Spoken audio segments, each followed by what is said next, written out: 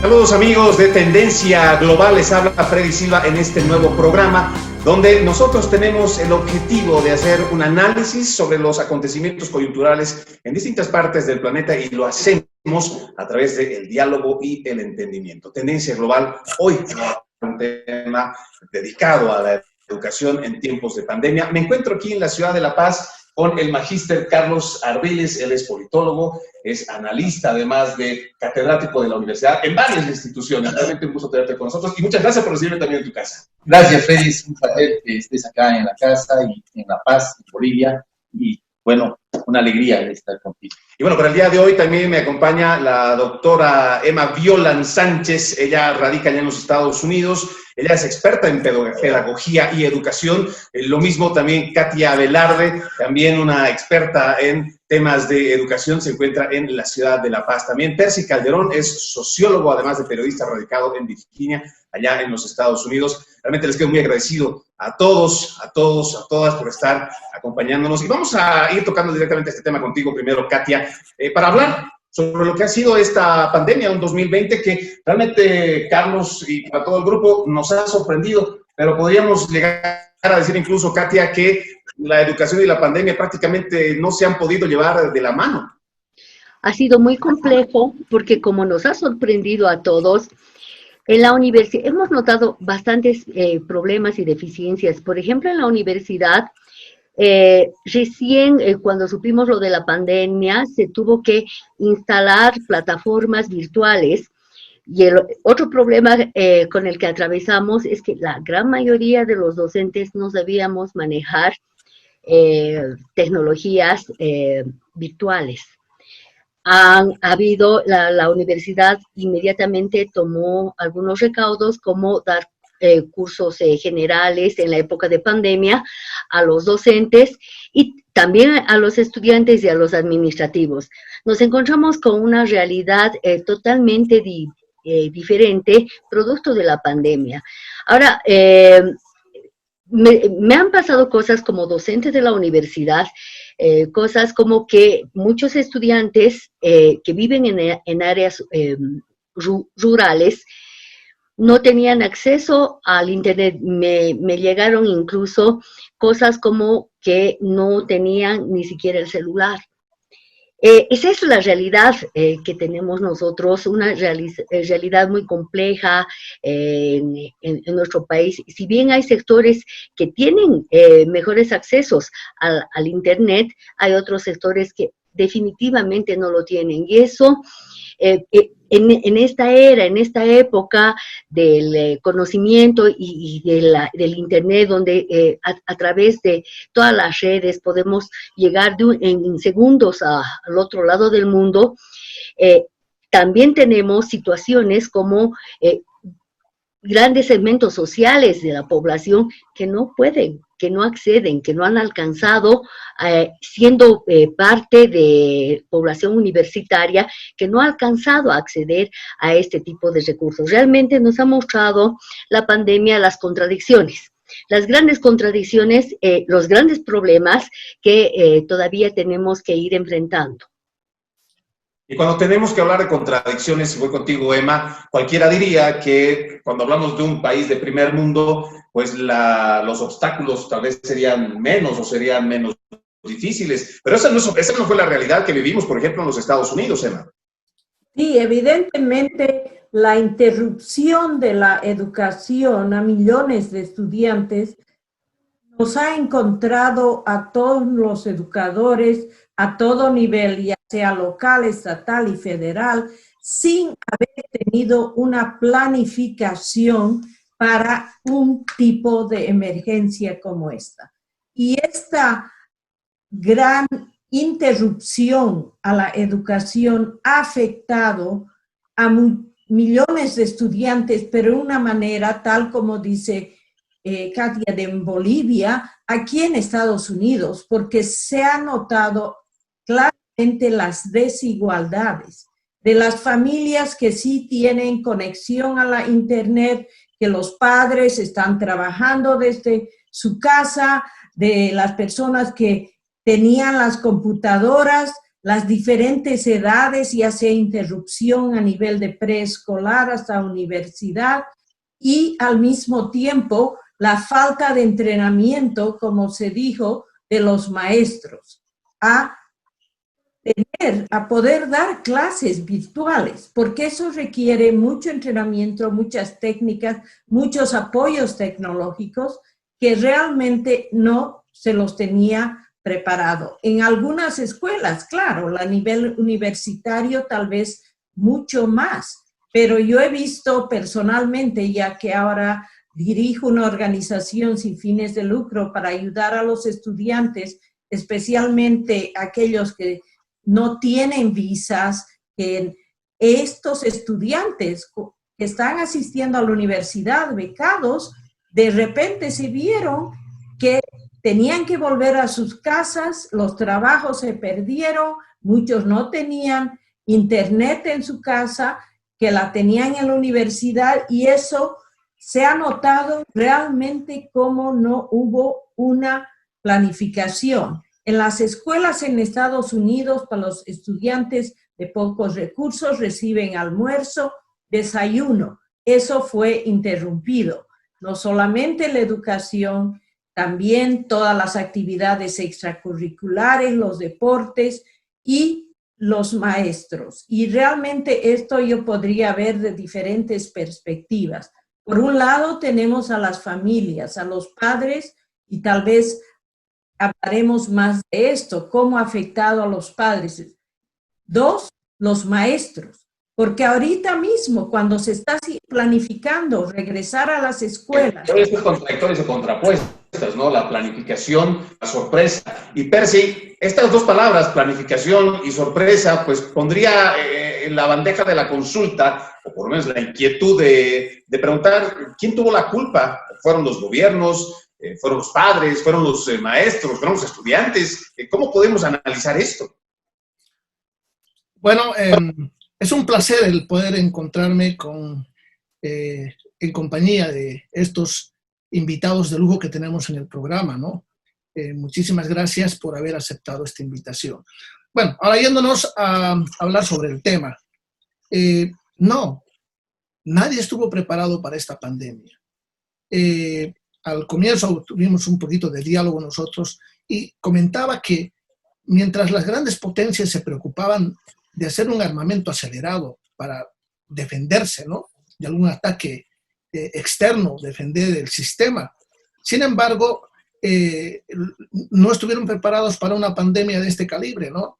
Los países con armas de destrucción masiva, amenazándose unos a los otros para prevalecer en el ambiente universal, ¿no?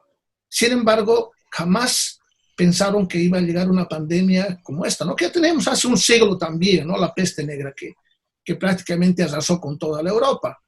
Pero parece que pensaron que no íbamos a tener una pandemia nunca más y ningún país se preparó. Imagínense ustedes que por esta crisis del COVID-19 son 190 países que han tenido que terminar las clases abruptamente, cerrar todas las escuelas, los institutos superiores, los niveles básicos, y ha afectado a 1.200 millones de estudiantes, de los cuales 160 corresponden a Latinoamérica y al Caribe, ¿no? ¿Y qué es lo que se han hecho? ¿Qué es lo que se ha hecho hasta el día de hoy? Estamos casi un año, ¿no?, ya de la pandemia, ¿no? Son 33 países de la región y 29 solamente han establecido formas de continuidad en los estudios en diversas modalidades a la distancia, ¿no? Son 26 países que tienen formas de aprendizaje por Internet, 24 han establecido estrategias de aprendizaje a distancia en modalidad fuera de línea, y solamente 4 países tienen clases presenciales. Estos países son Costa Rica, Ecuador, Panamá y las Bahamas. Son los únicos 4 países que tienen clases presenciales. Mientras que 23 realizan fuera de línea a través de transmisión de programas educativos por medios de comunicación de televisión y de radio. Que es una buena medida, me parece, para algunos países donde los estudiantes no tienen acceso a tecnología, ¿no? Porque esto es muy complicado y aquí se ve el problema más importante, ¿no? La disparidad en la educación de los estudiantes. Los que viven en las ciudades, mal que bien, tienen acceso a Internet, a computadoras o a teléfonos celulares.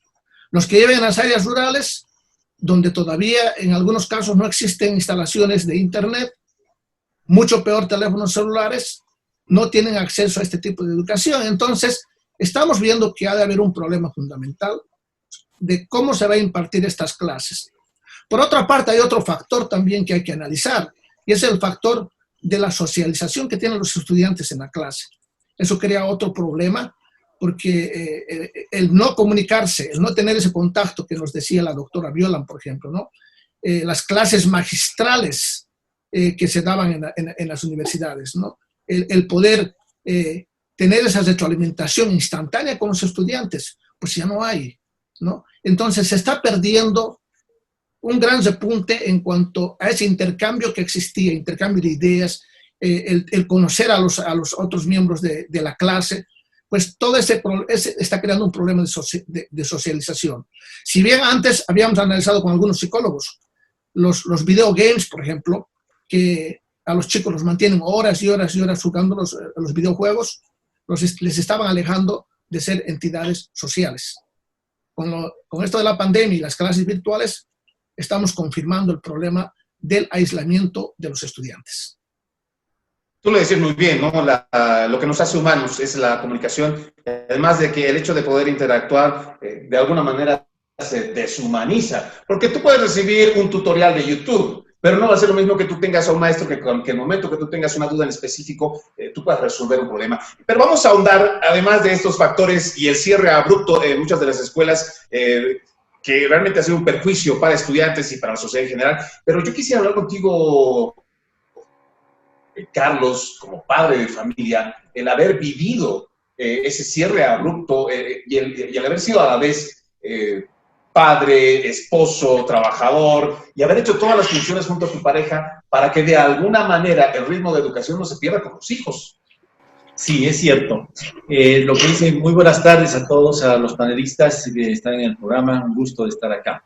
Sí, Freddy, creo que el interactuar no solamente entre la familia, entre los hijos, sino también entre los docentes es muy importante, ¿no? Que haya, diríamos, ese feedback de ida y vuelta en que todos tenemos que preguntar y pues la respuesta la tenemos al momento.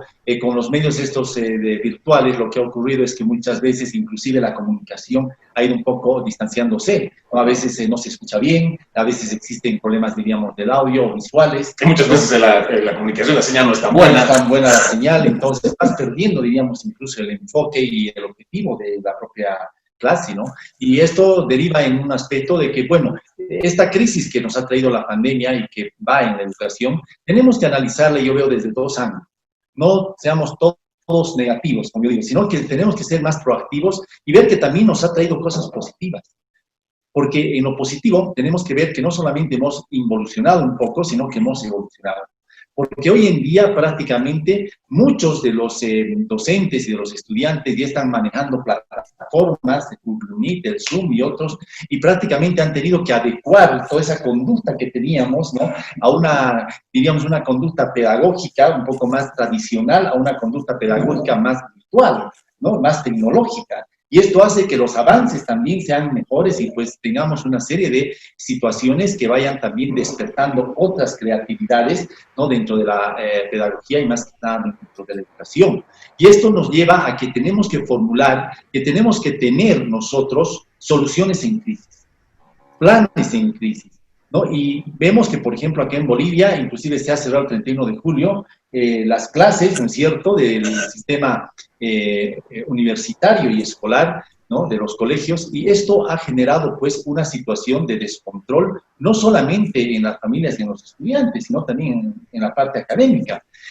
Y creo que tenemos que tener hoy en día esa lógica de pensar a futuro cuáles van a ser los nuevos planes, los nuevos programas que incluyan clases virtuales, plataformas, y que prácticamente ya desde el colegio se vaya generando, diríamos, este tipo de educación, para que a futuro nosotros, en una futura crisis, estemos preparados y sepamos qué es lo que vamos a hacer, y no tengamos ese descontrol que hoy en día se ha dado en 190 países ¿no? Gran parte de ellos han tenido que cerrar, ¿no? Algunos, claro, han visto ya la apertura, pero también hay otros que ven la educación semipresencial, ¿no? Que vayan lunes, miércoles y viernes, que no vayan todos en conjunto, ver si va a ser el nivel primario, luego el secundario. Entonces, creo que esta situación genera nueva forma de pensamiento, nueva forma de encarar la realidad de la educación, pero también tenemos que tener presente que los gobiernos son los responsables de la educación y que la educación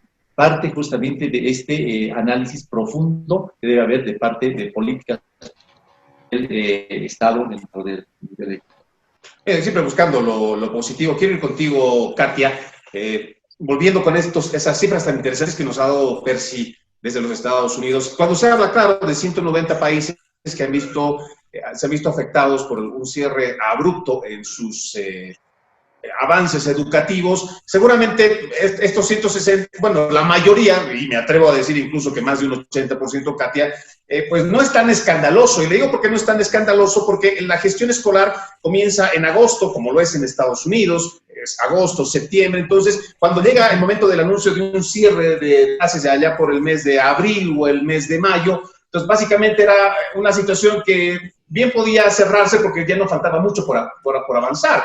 Pero cuando estamos hablando, por ejemplo, Katia, sobre la educación en Bolivia, básicamente nos toma por sorpresa porque ni siquiera habíamos comenzado bien el año escolar en febrero, ¿no? Entonces, y creo que se avanzó muy a medias porque ya la alerta del coronavirus había comenzado. Y teníamos un avance. Pero después de eso, se cierran las clases, se hace más o menos una idea de hacerlo semipresencial o no, más bien todo por internet, pero ahí es donde realmente encontramos las verdaderas debilidades de lo que significa el sistema educativo que tenemos en el país. Veámoslo más de fondo esto, Katia, porque realmente en nuestro país fue, yo creo, históricamente, es un perjuicio de grandes funciones.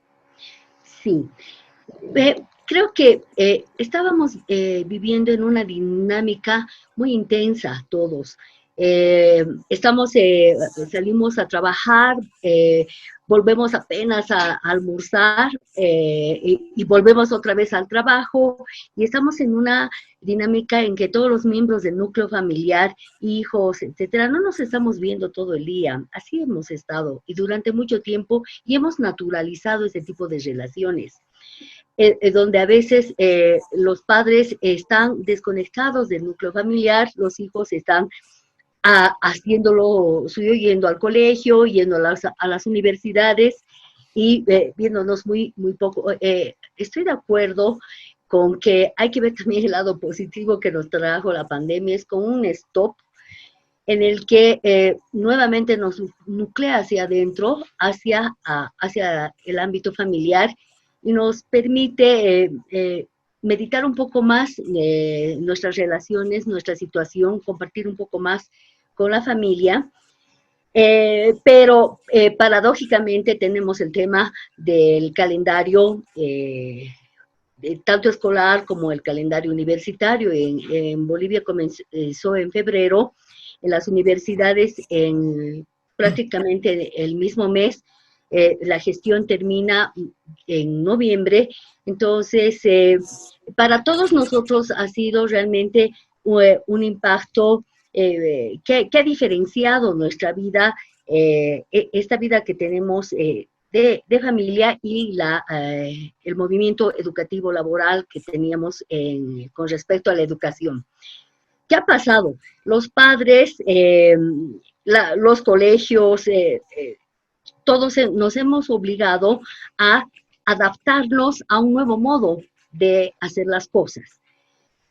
Las plataformas virtuales, ya les decía hace un momento que la universidad en la que yo estoy es pública, y es una universidad que es bastante heterogénea socialmente, pero mayoritariamente tenemos estudiantes que vienen del área rural, de las áreas periurbanas, y estaríamos hablando de clases medias para abajo. No todos tienen acceso al Internet. En el caso de los docentes, no todos los docentes, no es que no tenemos acceso al Internet, pero no todos sabíamos manejar el Internet. bueno, más, estoy refiriéndome más a tecnologías, por ejemplo, como el Zoom, el Meet, que fuimos aprendiendo. Hemos ido aprendiendo colectivamente, entre todos, docentes, estudiantes, y a darnos modos de comunicarnos. Pero desde luego, creo que las relaciones intersubjetivas que se dan en las clases presenciales nunca van a poder ser reemplazadas por las tecnologías, por una clase virtual. Pese a que también he observado en las universidades privadas, por los niveles de acceso y ciertas formas de haber programado ya las clases virtuales, han habido desarrollos, el desarrollo de los contenidos curriculares bastante más elevados, más efectivos. Aún así, creo que hemos entrado en una suerte de paradoja en la que nos hemos estado moviendo en diferentes ritmos de relaciones de la educación. Y seguimos haciéndolo a estas alturas. No creo que se abran las universidades. Hoy mismo llegué un poquito tarde porque teníamos elecciones docentes. Hemos participado de manera presencial, ¿sí? Con todas las seguridades, las precauciones de bioseguridad, hemos podido participar, pero esto no es algo regular y no estamos vinculándonos con los estudiantes. En el caso de una universidad pública, como la que yo estoy, hay aulas. En la facultad donde yo estoy, es la Facultad de Derecho y Ciencias Políticas, hay aulas de 200 estudiantes. Entonces, no es muy fácil y es hasta cierto punto antipedagógico trabajar con tanta cantidad de estudiantes. Y de manera virtual es muy complejo hacer esto. Tengo un curso de 140 estudiantes.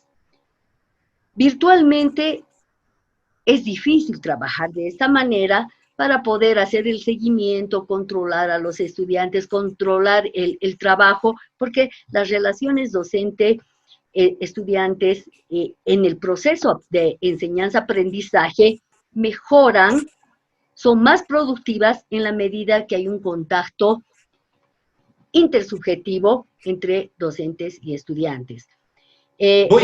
Disculpa, Katia, voy a ir con algo que yo recuerdo muy bien sobre lo que decía allá por 1996 Gabriel García Márquez, y él hablaba, Emma, sobre la velocidad con la que venía la tecnología, que lo comparaba con un tren bala, un tren de alta velocidad, y decía en uno de sus escritos, Gabriel García Márquez, que si nosotros, o sea, no nos preparábamos, íbamos a quedar obsoletos ante la tecnología. Y estamos hablando de una persona que ya vislumbraba el futuro hace más de 20 años. Pero, Emma, básicamente con lo que estamos hablando en esta conversación, pues, en el lado positivo, no es que nos estamos aprendiendo a sumar, sino que nos estamos viendo forzados a aprender a utilizar estos mecanismos, nos hemos visto obligados si tal vez teníamos una planificación de poder aprender de estas tecnologías, qué sé yo, para de aquí a fin de año o durante el proceso de unos semestres, no, lo tuvimos que aprender sobre la marcha. Me preocupa mucho lo que acaba de mencionar, por ejemplo, Katia, en el hecho de que hemos sido llevados y estamos todavía siendo llevados por un vaivén de decisiones, porque también como esto no tiene precedentes, entonces estamos siendo sujetos precisamente a tomar decisiones sobre el camino como se está avanzando, como nos lo comentaba Katia. Pero, Emma, hay un vacío que está quedando. Y como experta en pedagogía, es esta interconexión. ¿Cómo lo recuperamos sabiendo que en los efectos de la pandemia, que este coronavirus no se va a ir, está para quedarse, y tenemos todavía este problema? Bueno, evidentemente hay muchos vacíos. Y tenemos que ponerlo esto también en contexto. ¿Cuál es el impacto que a lo menos yo he visto personalmente en estudiantes justamente universitarios con los que yo trabajo? Es que cuando los estudiantes han tenido cualquier otro trauma, digamos, de inmigración, de abandono, de cualquier cosa, cuando vienen estas inseguridades, les afecta personalmente. Y hemos visto, por ejemplo, en la organización que yo dirijo, que recaudamos dinero para becas de estudiantes. Y sí, que tuvimos que también tomar un giro y la recaudación era más ahora para emergencias de los estudiantes. Porque si bien los estudiantes tratan de seguir en la universidad, y aquí en Estados Unidos ustedes saben cuánto cuesta la universidad. Y ver que esa inversión en la universidad, pero al mismo tiempo los estudiantes tienen falta de comida, falta de vivienda, falta de seguro de salud. Entonces, esta pandemia nos ha abierto más los ojos de las necesidades que tiene cualquier persona como una forma más integral, ya sea cuán importante, por ejemplo, es la salud. Y no tener en este país de Estados Unidos esa seguridad de que si no tienes un seguro de salud, eso te impacta. Y especialmente si vas a tener COVID. Entonces, es como nuestras perspectivas están cambiando de tal manera que estamos volviendo a sopesar qué es lo más importante para un estudiante, para una familia, siempre como educadora, viendo cuál es la manera que estos estudiantes, ya sea desde preescolar a nivel universitario, tienen que seguir estudiando. Porque ustedes saben, el estudio abre perspectivas, da un sentido de un objetivo claro que ellos tienen. Y al quitarles esto, es lo que está afectando. Y otra cosa que antes de terminar quiero decir, en este país estamos viviendo una instabilidad política por primera vez. Que estamos viendo que no podemos ni siquiera que nuestro nuevo presidente puede empezar a tomar las riendas para poder, por ejemplo, tener la vacuna o cómo planificar cómo vamos a tener la vacuna para que se vuelva a la escuela, para que se vuelva al trabajo, para que se abran los negocios. Entonces, toda esta inestabilidad que hemos visto en nuestro querido país, en Bolivia, muchas veces, pero esto se lo está viviendo también acá. Y la estabilidad, lo mencionaba muy bien Emma, pues ha impactado a nivel mundial. Y eso creo que no cabe dudas, y no solamente en el aspecto educativo. Pero Percy, cuando estamos hablando y vamos a ahondar en los demás vacíos que tenemos, no solamente estamos hablando de estos factores tecnológicos, de pobreza, incluso también estamos hablando del tema de seguridad, en el cual los mismos estudiantes, ya sea en la escuela, ya sea que quieran asistir o no quieran asistir, existe una gran inseguridad por parte de los padres que están enviando a sus hijos a los semipresenciales, ya sea unos cuantos días, pero también cuando van a las universidades se están reportando todo tipo de casos, y no estamos hablando solo de aquellos relacionados con la salud, Percy. Evidentemente, ¿no?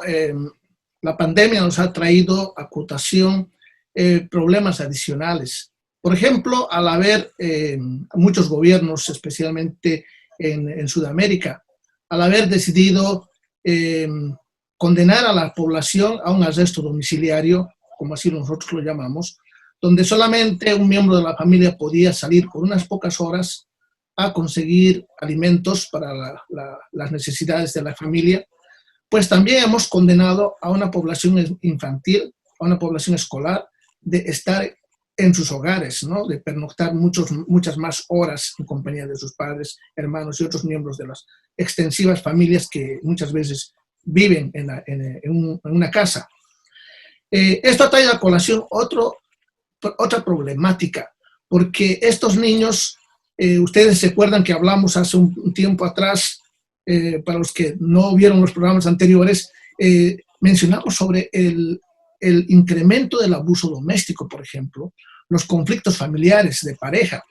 Y los niños, pues, han sido testigos presenciales de esta violencia y también han sido parte de pasar también a víctimas, ¿no?, de los abusos del abusador. Entonces, esto trae con el problema de seguridad. O sea, no podemos pensar solamente en una seguridad, que cuando tú sales de tu casa te van a asaltar o si te vas a contagiar del COVID-19, pero también dentro de la institución familiar también ha habido problemas de inseguridad de esta población de infantil, escolar, en estado escolar y de las mujeres, ¿no? Yo he recibido informes y son reportajes que la ha presentado la CEPAL, por ejemplo, sobre cuánto se ha incrementado el trabajo en la mujer, por ejemplo, ¿no? Si antes iba a trabajar, volvía a casa y tenía que hacer algunos quehaceres domésticos, ahora tiene que también ser parte de la educación de los hijos, ¿no? Es la persona que se debe encargar de que todo funcione a pedir de boca, que las conexiones con el Internet estén dadas, de responder los requerimientos con los profesores, con los encargados de la educación. Pues esto ha complicado nuestro mundo de una manera que no lo habíamos imaginado antes, ¿no? El tiempo, por ejemplo, que los docentes y ustedes que son profesoras universitarias deben saber, el tiempo de preparación de un material para una clase se ha triplicado, ¿no? Porque ahora ustedes tienen que asegurarse que las conexiones van a estar correctas, adecuadas para que los estudiantes puedan tomar las clases, y ni hablemos del sistema de evaluación, porque el sistema de evaluación tradicional ya no funciona en esta pandemia. ¿Cómo podemos evaluar cuánto está aprendiendo el estudiante? Es un tema muy difícil de contestar en este momento. México está adoptando un sistema de evaluación, por ejemplo, único, donde ya no se va a tomar el examen final. Pero ¿cómo se va a hacer el sistema de evaluación? Es una pregunta que todavía ni ellos mismos se la están respondiendo. Así que así todo, con este conjunto de hechos y de problemáticas que han surgido por el COVID-19, pues olvídense, la seguridad se ha convertido en un problema secundario y prácticamente son temas que los gobiernos tienen que tratar con seriedad. Y antes de terminar, una acotación más. Lo que pasó en Bolivia, por ejemplo, fue sin precedentes. El ministro de Educación, muy cómodamente, clausuró el año escolar, sin dar una solución que iban a hacer estos estudiantes durante el tiempo de la pandemia, ¿no? Ha sido una solución fácil, decir, cerramos las escuelas, protegemos a nuestra población estudiantil, a los profesores que nos contagien de COVID-19. Pero ¿cuál es la solución alternativa? Las clases no presenciales a través de Internet. No habiendo tenido preparado como decía Katia, ¿no? Los profesores no estaban preparados, tuvieron que aprender en el camino a poder llevar este nuevo tipo de tecnología a los estudiantes. Y se ven los desbalances que existen entre los estudiantes que no tienen recursos económicos, que son muchos, los estudiantes que viven en las áreas rurales, que no tienen acceso a este tipo de economía, y sin mencionar que en Bolivia, por ejemplo, ustedes tienen que pagar megas, ¿no? El consumo. Y las clases llevan muchas horas. Entonces, ¿cuánto nos cuesta económicamente cubrir esos costos? A un país como Bolivia, como Ecuador, como los demás países de la región, son costos prohibitivos.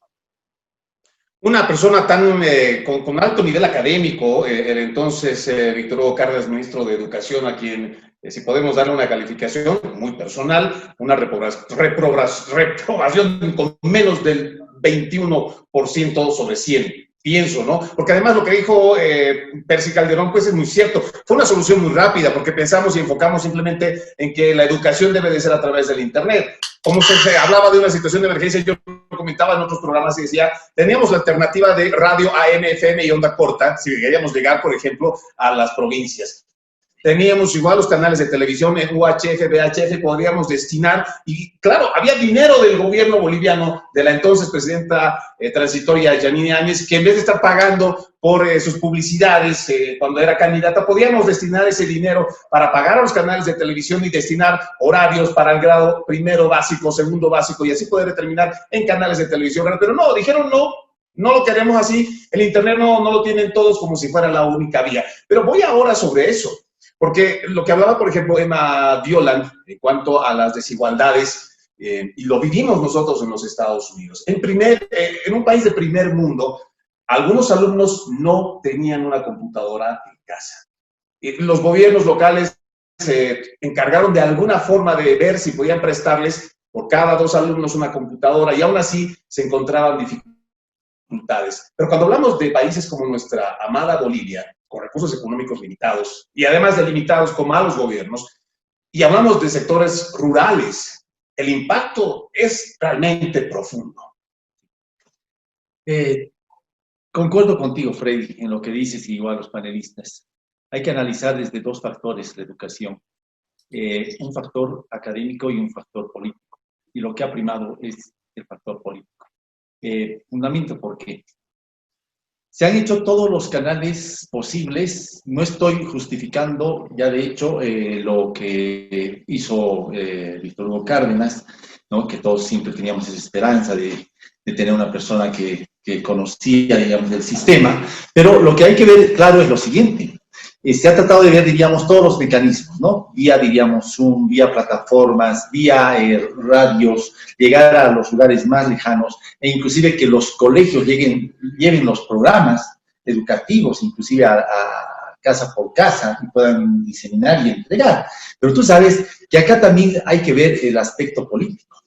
Y entonces, cuando se ve el aspecto político, si tú pones y estás frente a un grupo político, ¿no es cierto?, ya no de padres de familia, sino que dentro de los padres de familia con ciertas tendencias, diríamos, ideológicas, entonces todo lo que tú hagas o lo que uno haga es negativo, es malo, no se puede realizar.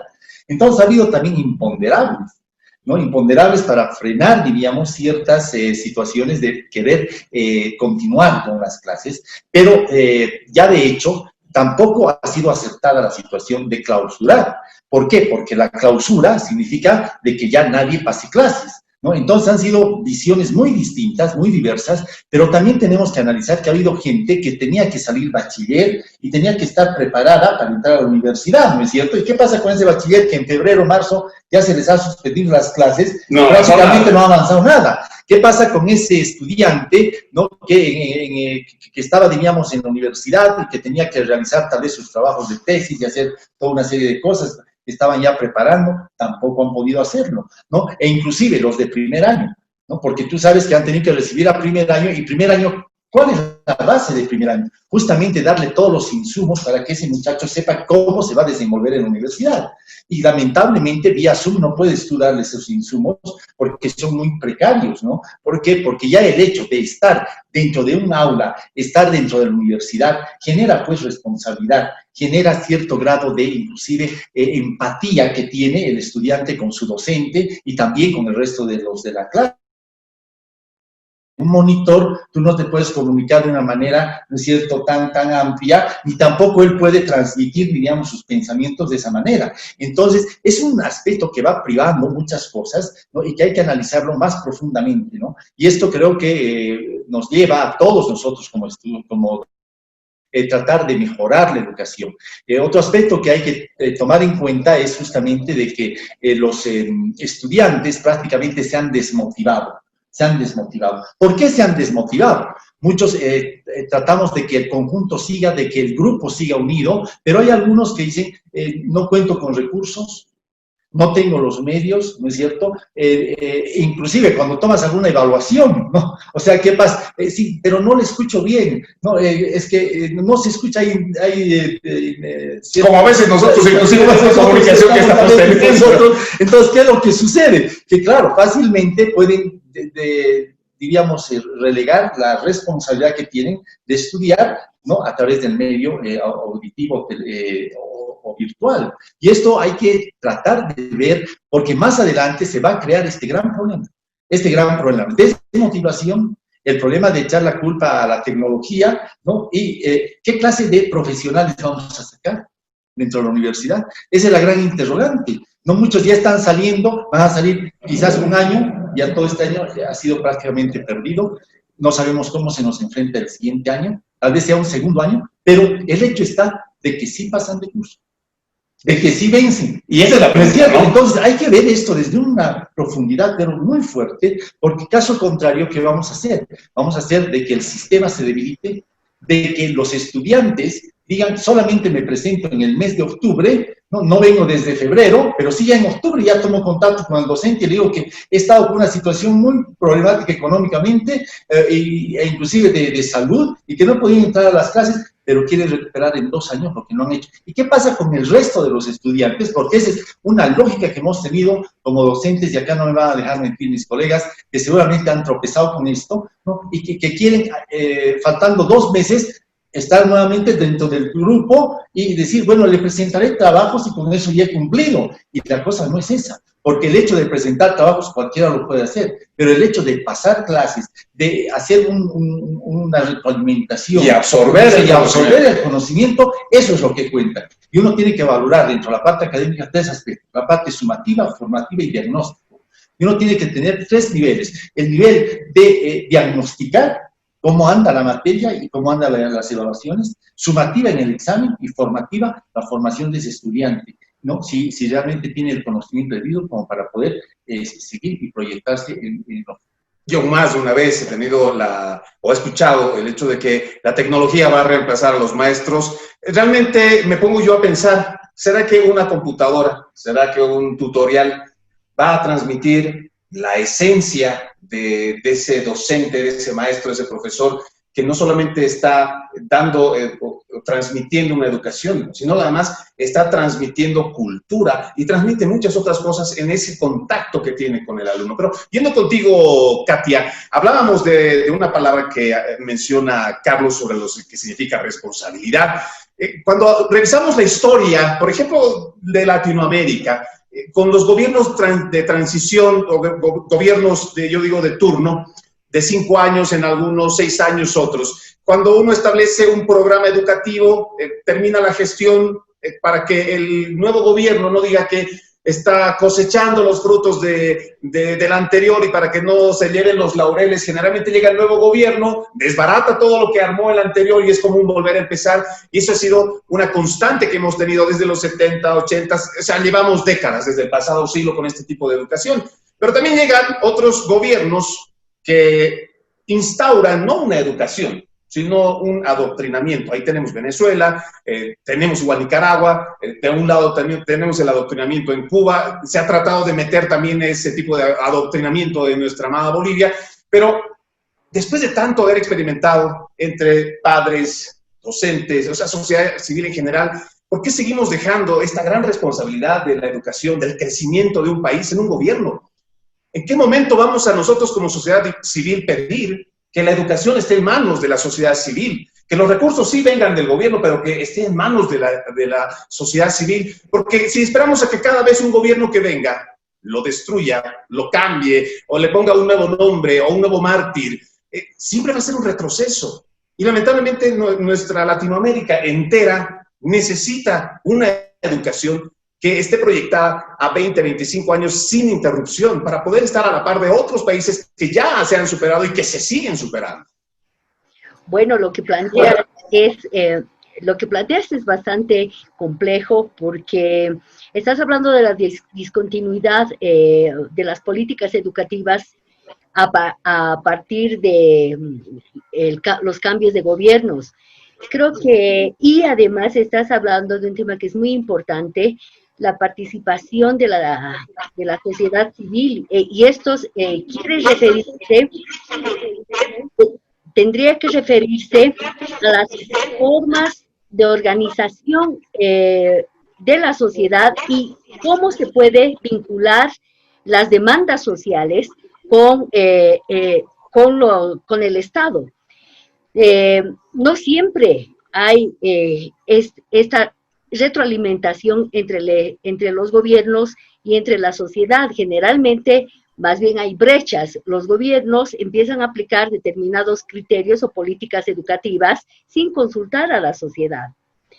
Entonces, esto requeriría un proceso de mayor madurez colectiva. No solamente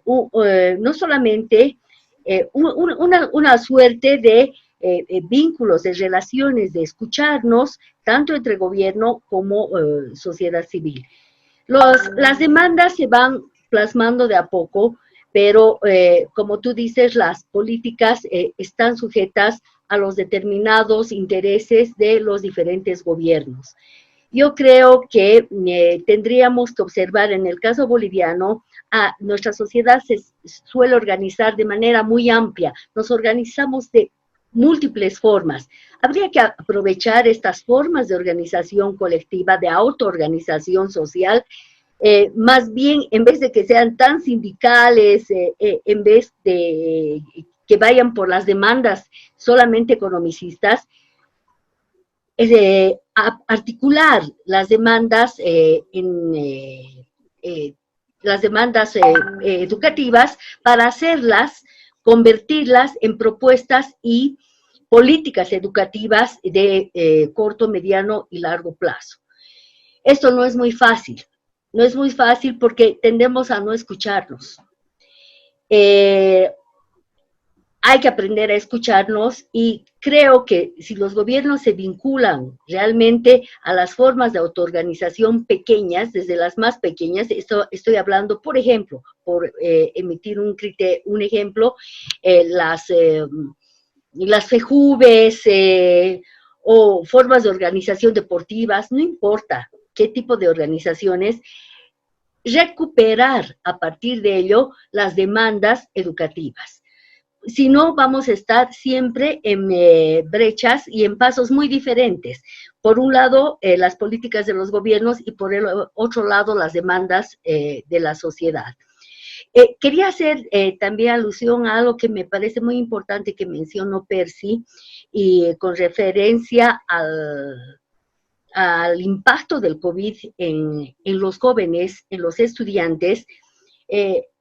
Si bien en las poblaciones adultas no todos tienen acceso a la salud, y se ha demostrado que el sistema de salud en Bolivia ha sido muy precario y creo que la mayoría de los países no ha respondido, también hemos visto la ausencia de instituciones de salud para la juventud. Los jóvenes también se han enfermado de COVID, solamente que no hemos podido evidenciar a través de los medios de comunicación u otras formas de recoger qué es lo que ha pasado con la juventud. En el caso de la universidad nosotros tenemos el PROMES, pero el PROMES es un sistema de atención de salud para la juventud, para los estudiantes, que realmente no ha podido completar y cumplir los objetivos y las demandas de la juventud en el caso de aquellos estudiantes que se han enfermado del COVID o aquellos estudiantes que también han tenido problemas en sus familias de contagios del COVID. Esto ha quedado muy al margen, mientras nosotros seguíamos avanzando y pensando en cómo implementar nuestro proceso educativo en las familias. Estas estaban también viviendo tragedias, ¿no es cierto? Entonces, eso es algo que no hemos podido recoger de una manera muy sistemática desde el Estado. Tenemos una serie de testimonios, pero no es suficiente porque no nos está permitiendo mirar un poco hacia adentro la realidad y cómo enfrenta la juventud las necesidades de una atención, de un sistema de salud que lastimosamente en nuestro caso no ha podido responder a las preocupaciones de salud de la juventud. Y ojalá que quieras y tenemos la suerte de que personajes del mundo político estén escuchando este programa, consideren y tomen en cuenta esa recomendación. Pero yendo con usted, Emma, ya en países de primer mundo estamos viendo que han ido enviando padres de familia a un sistema semipresencial, porque ya han comenzado agosto, septiembre, octubre, ya algunos niños han estado participando físicamente en las escuelas, algunos con temores, otros no tanto, pero se está buscando la forma igual de que las universidades estén retomando cierta actividad y cierta normalidad. ¿Cómo ve usted, o la perspectiva, Emma, de una Latinoamérica que vuelva a una normalidad, sabiendo que las oleadas vienen, los contagios se disparan, sobre todo la población baja la guardia muchas veces, deja las medidas de bioseguridad o simplemente ya no le teme o ya no quiere saber del coronavirus, simplemente quiere volver en lo posible a una normalidad? Bueno, Los sistemas educativos, hablando del nivel de preescolar a la secundaria, acá en Estados Unidos, como bien saben, es local. Muchas de las decisiones se las toma a nivel de distrito escolar. Después viene el estado que da sus guías y el gobierno federal, si bien tiene un rol importante, pero no tanto como el distrito escolar. ¿Y qué es lo que yo he visto acá dentro del norte de Virginia? Yo vivo en Arlington, que es al lado de Washington, D.C., es de que cada distrito está haciendo las cosas completamente diferentes. Si bien en Arlington se anunció, y lo digo personalmente sé porque mis dos hijos son maestros. Mi hijo es maestro en Arlington Public Schools y mi hija en el Distrito de Columbia. Y las direcciones que se da a nivel distrital son diferentes. Prepárate, ¿quiénes quieren enseñar a nivel presencial? Avísenos los que quieren enseñar a nivel presencial. ¿Quiénes no quieren enseñar? Etcétera. Se hace encuestas a los padres, encuestas a los maestros. De ahí, mi hijo, él dice, yo quiero a nivel presencial porque yo enseño inglés como segundo idioma. Mi hija está esperando familia y ella dice, no, yo no puedo regresar a la escuela. Entonces se hacen planes, quiénes regresan, quiénes no regresan y después se cambia, porque cada vez están postergando las clases presenciales. O sea que no es que se han abierto las escuelas. Ahora en Arlington se han abierto como, digamos, si tenemos 26,000 estudiantes, se han abierto como para 200 de educación especial que realmente necesitan ayuda. Pero todo cambia. Y eso es parte de la inseguridad que tenemos.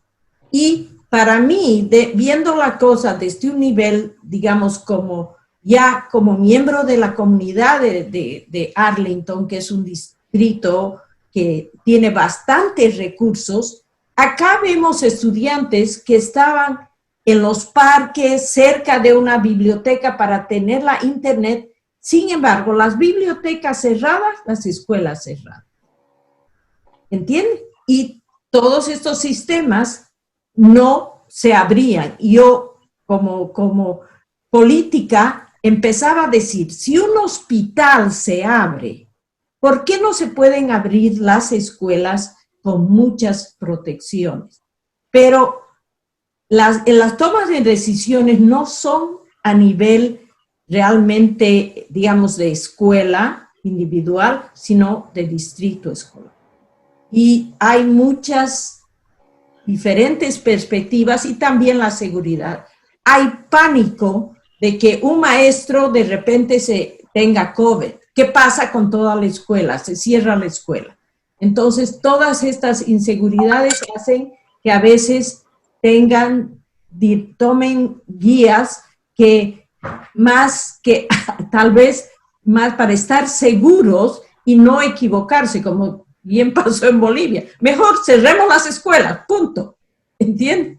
No hay esa flexibilidad para resolver los problemas a una manera local.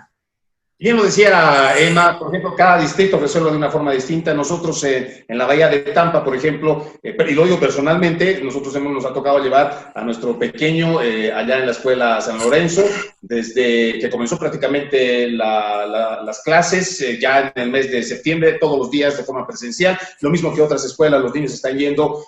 Claro, obviamente lo que dice Emma es totalmente cierto, se le está preguntando al padre de familia si quiere o no enviar a su hijo, por eso son o presenciales, semipresenciales, o no presenciales. Entonces hay alternativas y quiero tomar estas dos últimas opiniones que tiene tanto Emma como Katia, porque Katia nos decía lo difícil que podría ser encargarle, por ejemplo, la responsabilidad de la educación a la sociedad civil y en base a todo lo que significaría y lo que costaría organizarnos o reorganizarnos, ¿no? Pero también lo que nos menciona Emma en cuanto a lo que significa la descentralización, en donde los distritos desde muy abajo son los que toman decisiones y cada uno se adapta a lo que su circuito o lo que su región lo demanda. No así, porque pueden haber directrices de un estado, como por ejemplo el estado de Maryland, el estado de Virginia, pero quienes toman la última decisión están abajo en el distrito. Y ellos hacen sus preguntas, sus reuniones, inclusive al último está el gobierno federal. Entonces voy contigo, Percy. ¿Por qué vemos tan difícil? ¿Por qué sería tan difícil una Latinoamérica que también podría adoptar este tipo de situaciones que obviamente Estados Unidos, como otros países de primer mundo, han tenido que pagar ese precio de la experimentación, han tenido que gastar muchos años de si lo probamos, no lo probamos, si le entregamos o no a la sociedad civil? ¿Por qué lo vemos tan difícil cuando se trata de Latinoamérica? Bueno, fundamentalmente hay que recordar que no existe una receta única para todos los países. La pandemia ha afectado a los países de distinta manera.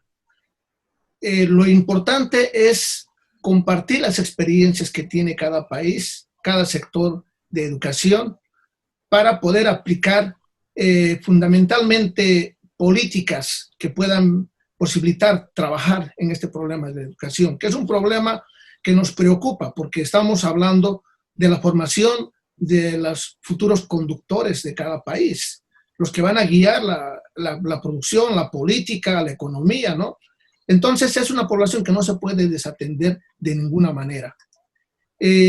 Lo que decía la doctora Emma Violan, por ejemplo, aquí en Estados Unidos no hay una solución única porque es un estado federal, es un país federal, cada estado tiene políticas diferentes y cada jurisdicción tiene políticas diferentes, cada ciudad tiene políticas diferentes. Imagínense el día de ayer el gobernador de New York ha declarado alerta naranja. ¿Qué significa esto? Que los distritos escolares tienen que cerrarse, porque el COVID-19 se ha incrementado de una forma, una progresión geométrica, ¿no? En menos de una semana tenemos 1 millón de contagios en los Estados Unidos. Hemos llegado a 252,000 personas que han fallecido desde el inicio de esta crisis. Es un problema muy serio, pero se está tratando de lidiar de diferente manera. Y hay un asunto más que hay que acotar a esto, ¿no? Los colegios particulares, por ejemplo, en muchos distritos tienen clases presenciales. Ya lo han estado practicando desde hace 2 o 3 meses, ¿no? Y con todas las medidas de seguridad, lo que decía la doctora Maviola, ¿no? Si los hospitales están abiertos, ¿por qué no se pueden abrir las escuelas? Bajo ese principio, los colegios privados sí han abierto las posibilidades a que los estudiantes vayan a clases presenciales, ¿no? Es un sistema híbrido donde ellos pueden ir 2 o 3 días a clases y los demás días los pasan en casa a través del sistema de educación virtual. Para el continente latinoamericano es un poco más difícil porque tenemos las disparidades. Y la población menos atendida es la población rural. Y es la preocupación, ¿no? ¿Quiénes viven en los sectores rurales, ¿no? Las poblaciones nativas y las poblaciones que tienen intereses de vivir o producir en el campo, ¿no? Entonces, esta es una población importante porque el crecimiento de esta población es rápido y acelerado. Aunque en Bolivia se ha dado el fenómeno de que el 65% de la población es urbana, mientras que el 35% vive en las áreas rurales. Pero esa población no se debe descuidar ni se debe desatender. Y esto es un ejemplo que puede ir para todo el continente. Entonces pienso de que es fundamental que se tome la experiencia de otros países, consultar al personal docente y expertos en el área académica de otros sectores a fin de ampliar las posibilidades de trabajar el currículum del sistema escolar. Cuando Percy nos dice, Carlos, sobre el asunto de este 65% que ahora es urbana, hay un dato interesante que quisiera acotar, ¿no? Que de este 65%, en los últimos 25 años por lo menos, hay un gran número de personas que han salido del campo hacia la ciudad, que han emigrado dejando sus campos y que han dejado, ya sea porque sus cosechas no dieron, porque las sequías acabaron con con sus parcelas o por diferentes situaciones económicas que los han obligado a ser emigrantes de su región para ir hacia el centro. Este es el sector que también sigue siendo un gran sector vulnerable porque por mucho que haya salido del campo hacia la ciudad, sigue siendo una persona con limitaciones. ¿Por qué? Porque también el acceso a la educación se les hace difícil porque muchos de ellos están yendo a buscar trabajo más que educación y a veces llevan a sus propios hijos a ponerlos a trabajar en vez de llevarlos a estudiar. Sí, es cierto lo que tú dices, Freddy. Concuerdo mucho. El aspecto es de que gran parte de la juventud del campo se ha trasladado a la ciudad. Y también se va a tener a futuro problemas de producción porque prácticamente quedan los abuelos y los padres que no tienen, diríamos, una fortaleza para continuar con esto. Y otro aspecto que tenemos que considerar también es de que la educación semipresencial tiene que estar vigente ya en los programas educativos, ¿no? En el aspecto de que, por ejemplo, tú sabes que Finlandia, que era un país que estaba en índices, niveles de abajo en educación, ahora está entre los primeros a nivel mundial. Y esto hace de que justamente sus estudiantes tenían prácticamente ciertas horas presenciales en la universidad o en el colegio y el resto en la casa. Pero no era que iban a la casa como acá ocurre a veces que vienen y bueno, los chicos se dedican a jugar con sus juegos y videos, ¿es cierto? Y se olvidan de lo que es la formación o el capacitarse y el aprender, sino que iban justamente con cuestionarios para poder responder vía, diríamos, programas de plataformas virtuales, ¿no? Entonces significa de que la educación y la enseñanza pues no se debe paralizar y creo que este es un aspecto que debemos considerar porque de acá a un tiempo lo que se va a hacer es de que hay la desmotivación al estudio, ¿no? La desmotivación al estudio significa de que entre menos tú puedas, diríamos, entrar a clases virtuales, ¿no? Por ciertas diferencias que existen en campo-ciudad, económicas, desde el punto de vista tecnológico, hace que la persona se desmotive y que quiera pasar y cursar simplemente, ¿no? Los niveles sin tener el conocimiento necesario. Entonces, la formación se debilita. Y esto hace que prácticamente los estudiantes también de imponer ciertos aspectos de decir, bueno, no me pueden aplazar. Claro, no me pueden aplazar. ¿Por qué? Porque yo no he clausurado el año educativo, ha clausurado el Estado, ¿no es cierto? Entonces, ahora, si el Estado clausura, pues yo tengo derecho a que me den mis notas. ¿Y qué notas van a poner los docentes, los profesores? Algunos dicen, repetiremos la nota nomás de la anterior. Entonces como se ha dado, se trata de repetir notas, entonces los acostumbramos a ello, y el día de mañana, ¿qué va a ocurrir? Va a decir, no, pues entonces, preferible estar en pandemia nomás unos 5 años hasta que yo salga. Pero el hecho no es ese. El hecho es que el Estado, justamente, y los programas de educación deben ir acordes a la situación de coyuntura que vive en los países y que vive el mundo. Y eso significa que debe haber, pues, cierto grado también de exigibilidad, cierto grado de responsabilidad y cierto grado, pues, de dificultad, porque no todos pueden pasar. Lamentablemente, tú sabes que en los sistemas latinoamericanos y muchas veces en Bolivia, entras a un diplomado, todos salen, a una maestría, todos salen, entran al doctor, todos quieren salir. Porque han pagado. Digo, algunos, ¿no? Entonces, eso es lo que tenemos que ver, de que prácticamente ese estudiante tenga un nivel acorde, diríamos, a las exigencias académicas y pues pueda proyectarse, ¿no? Que es lo importante. Bueno, hay tanto que hablar en cuanto a educación. Esperamos de que realmente los temas que hemos puesto, de los muchos que seguramente han quedado pendientes, también signifiquen una reflexión para el docente, para el padre de familia, para el estudiante y para la sociedad civil en general. El tiempo se nos ha terminado, el tiempo siempre es el peor enemigo que tenemos. Les voy a pedir a cada uno de nuestros invitados que en un minuto, por favor, en un minuto nos puntualicen lo que hemos avanzado, pero sobre todo su consejo y cómo estamos mirando la educación ya para la próxima gestión. Primero, hay mucho por qué avanzar, mucho que hacer. La pandemia nos ha demostrado sobre nuestras debilidades, sobre nuestras dificultades, pero también sobre nuestras fortalezas.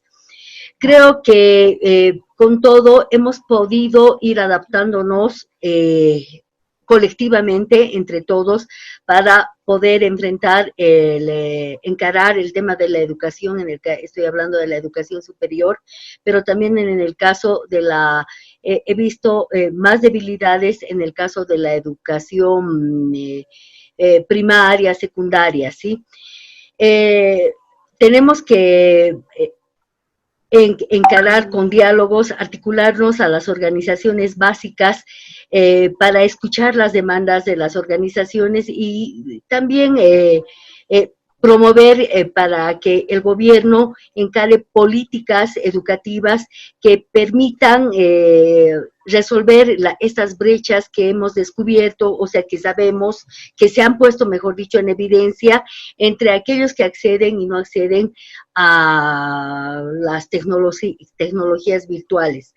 Creo que hay trabajos fuertes todavía, si ustedes se dan cuenta, las dos grandes dimensiones más importantes que son por un lado la educación y por el otro lado la salud, se han puesto en evidencia con la pandemia en nuestro sistema, en nuestros sistemas políticos, y eso ha permitido que como sociedades podamos ver lo que tenemos y lo que nos falta por avanzar.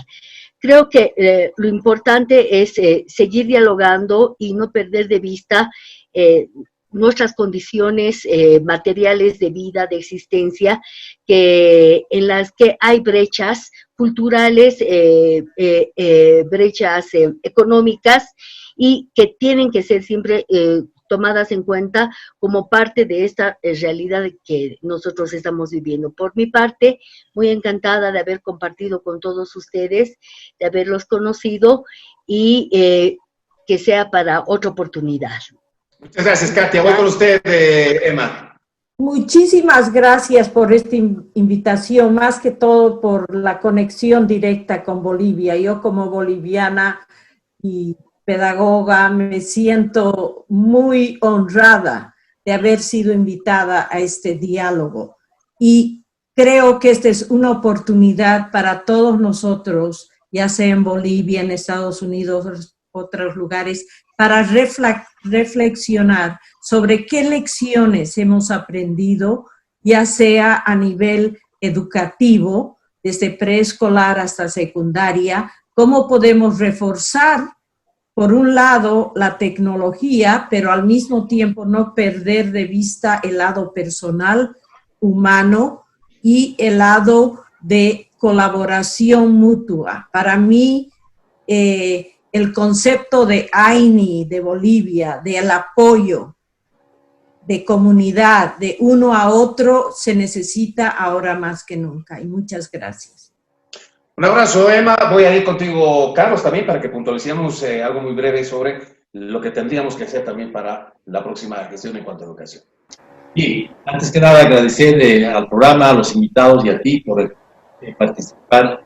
Y creo que es importante que tenemos que tener una visión de seguir y continuar en lo que es la formación, no solamente personal, sino también en la formación académica, en la formación desde los niveles primarios, secundarios, que es importante porque considero que un país sin educación pues es un país que está yendo sin un objetivo claro. Creo que es la hora de que no solamente los bolivianos, sino latinoamericanos enmarquemos justamente este diálogo de tener una educación sólida, una educación en la que todos podamos participar con ciertas, con ciertos planes y programas adecuados, y tengamos también la solidez de que lo que estamos haciendo va por buen camino, ¿no? Y sea en beneficio de nuestros hijos, en beneficio también de nuestros estudiantes y jóvenes, quienes son los que más lo necesitan, ¿no? Porque hoy en día inclusive vemos de que se alcanzan niveles en algunos lugares de las instituciones del Estado sin una buena formación académica, ¿no? A veces vemos que las direcciones están dadas por personas que a veces no tienen el conocimiento o la especialidad, y esto justamente va en desmedro no solamente de la institución, sino también de nuestros estudiantes que ven y reflejan, diríamos, una situación de decir, pero hay personas que a veces sin tener el conocimiento pues están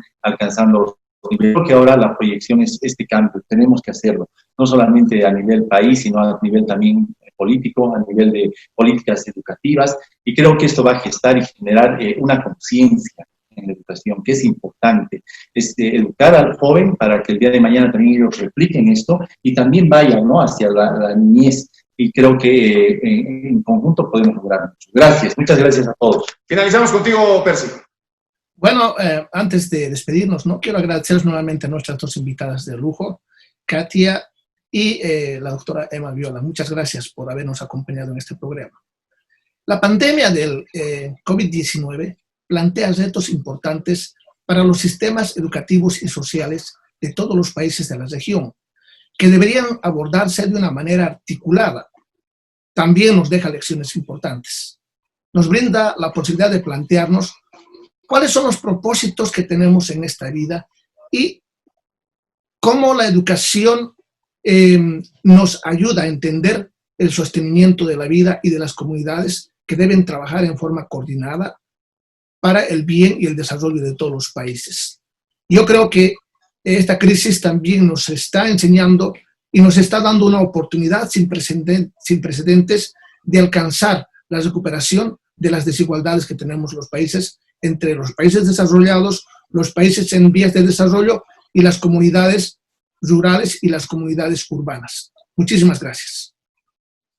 Reitero ese agradecimiento de parte de nuestro director, lo mismo de Carlos, doctora Emma Viola, experta en pedagogía, tiene un doctorado además en pedagogía, además de educación, lo mismo que la doctora, la licenciada, en este caso Katia Velarde. Muchísimas gracias a ustedes por habernos nutrido de esta importante información para poder avanzar en esto que es algo tan vital para una sociedad, que es la educación. Nosotros somos el programa Tendencia Global, somos un programa totalmente independiente. Nosotros no recibimos ningún tipo de financiamiento, ya sea de un alineamiento político, de un partido político o alguna inclinación política.